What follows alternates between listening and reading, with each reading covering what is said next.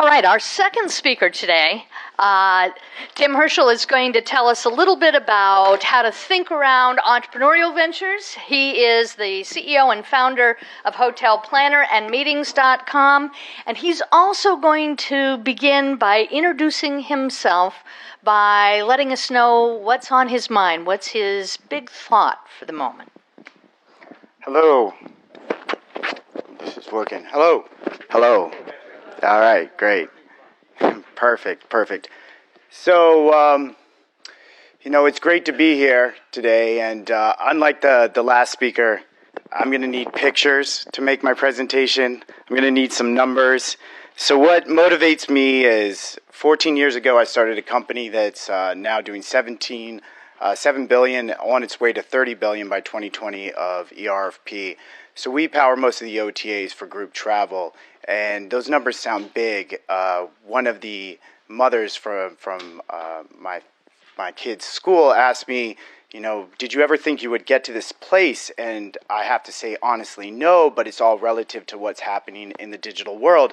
So I'm excited to be here to hopefully be able to say what is the concept that I'm trying to get across, which is the power of average intelligence in the digital age, and how that can encourage entrepreneurs to go down the same path that I did, and see their true potential in this concept.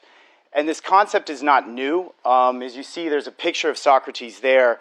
I'm marrying this concept off of Aristotle's Socrates. It's the golden mean.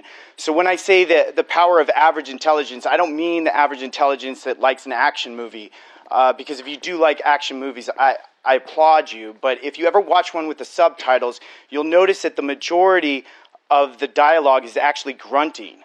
And that's why most good actors don't want to take those roles, because you can imagine by the 400th grunt, the actor is asking the director, what is my inspiration?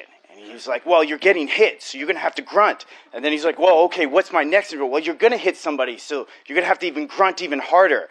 So that's the extent of the dialogue there. That is not what I'm talking about. I'm talking about the power of perfect average intelligence. Simple brilliance is the concept that I'm getting at through this. And it's not new, it's the golden mean that Socrates and Aristotle talked about. So perfect average intelligence to an entrepreneur is extremely important, because as Socrates said, the golden mean is to a warrior, is to a soldier. If you were to be too brave, you would be reckless. If you were to be not brave enough, you would be cowardly. And I would say the same thing goes with intelligence when it comes to the entrepreneur. You want to be intelligent enough to get the job done, but not so intelligent that you're going to know the numbers. The numbers are being like 90% of businesses fail in the first year, 80% in the second year. So you're basically less than a 2% chance that you're going to make it to the third year. You don't want to think about that. You want to have that bravery, to a certain level where it's the recklessness that will get you past that. So, beer, that is a bravery, beer. It almost makes sense for that, but it's not that simple. This is actually the greatest invention of the 19th century right here. This is the American light lager. And why this is important is when the big skyscrapers that were being built right across the river from us, 100 years ago, the primary workforce was drinking a European ale that was 8-9%. And you can imagine if you're working on a skyrise and you don't have any safety equipment, you don't want to be drinking, 8-9% lager. But the American light lager luckily was invented, and it's only 3.5%. So it's just enough courage to get you up there, but not so much courage that you might fall off that building. So it's a very, very, very great invention. But what it is great for the entrepreneur is, I want to say that if you, go down to your local bar and you talk to anybody who's had a couple of these and you pitch your idea and they don't get it within the first, few minutes, you have a horrible idea. It's just, if you look at at least in terms of e-commerce, it was a great line, but I want to put a context around it. that it's in e-commerce, because in e-commerce you might have 4 or 5 seconds to get somebody's attention. So if you can't hold somebody's attention in a bar, good luck on the internet. Oh, so here we have the Great Pyramids of Giza. And why this is important is King Khufu, it just came out that we all thought that he built these recklessly with 100,000 plus slaves. But actually in 2008, they found out that it was 30,000 highly skilled workers moving 2.5 tons of granite to build these. So what was thought is that this King Khufu was just reckless, but what he really had was the power of perfect average intelligence, that he knew that his workers at that time could build one of the 7 wonders of the world. And I'm assuming at that time, if you went down to the local watering hole, the oasis, and you talked about what was going on at that time, everybody was talking about the Great Pyramid of Giza.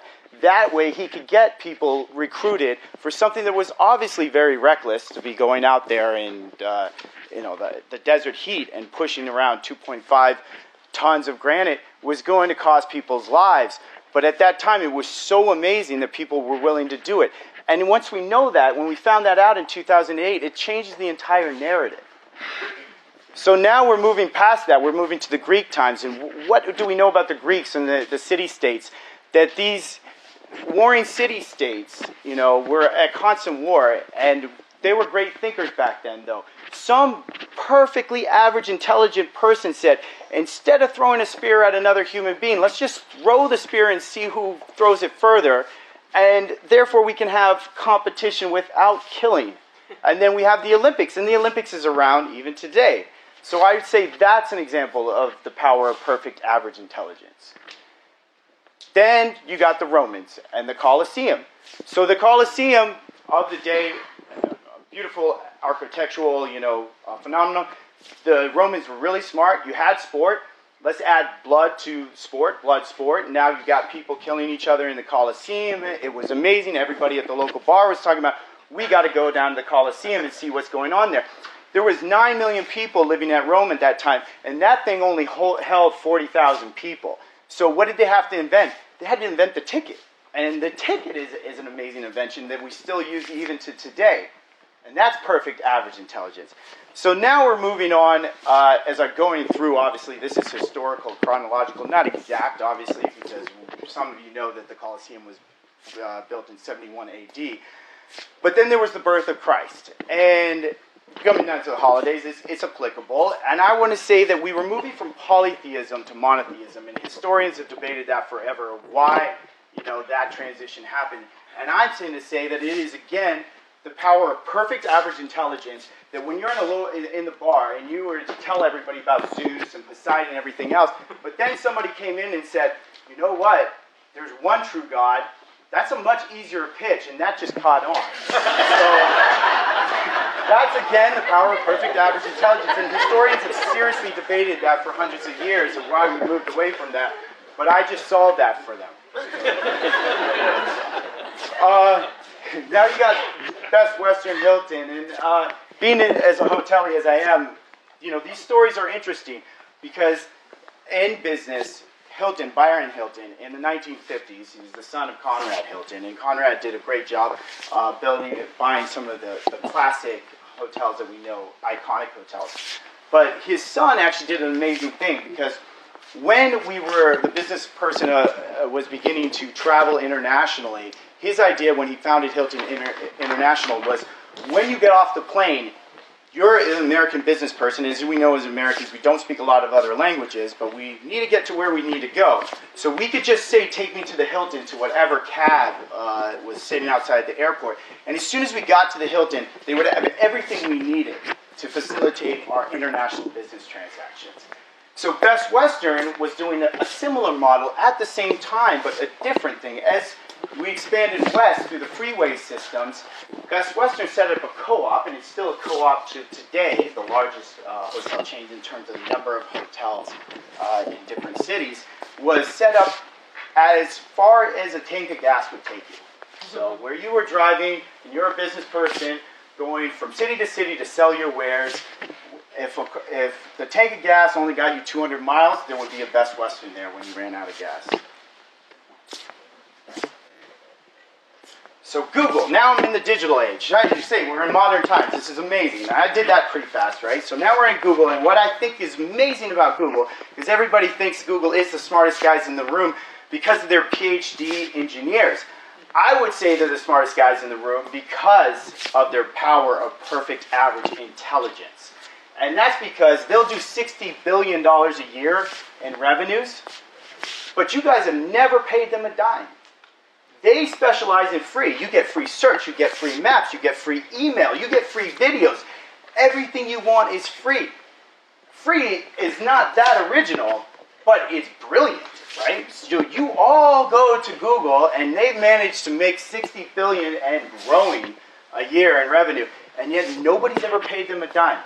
And as long as it's free, we'll all flock there. So this is a team, and if you guys follow the Premiership Football League, I bring these guys up because we actually do their team travel. So I follow them. They're at the bottom of the table right now. If you know Premiership football, if you stay there too long, you actually drop out of the league. So I don't think the coach is telling the players, go out there and play perfectly average. I don't think anybody's ever given that speech, but I think they should. Because if you think about it, if you said to your players, go play perfectly average, what does that really imply? That means you have to play in the zone. The zone is where everybody wants to be. A step ahead of the next guy, but not so aggressive that you're fouling out. And so that is exactly where we want to be in a business perspective. Every day in the zone, perfectly average intelligence. Not so aggressive that we're taking undue risk that will end up costing us, but not so timid that we let the competition just run all over us. So I put that in here because this is being recorded, and then I'm going to send it over to Swansea, and they're going to be like, thank God, when is Tim going to take over the coaching job? All right, so this is my last slide, and this is a little bit of a plug, but this is my next version of perfect average intelligence. And right now, we are giving away free hotel rooms with tickets.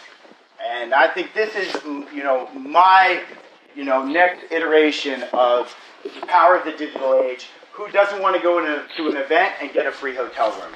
And through the power of volume and the economics and technology, we've actually been able to accomplish that. And so, I think the future has nothing but potential for everybody. So everybody, should consider being an entrepreneur. Take the risk; it's worth it. At the very least, you learn something. There's really no failure out there. That's it. Thank you.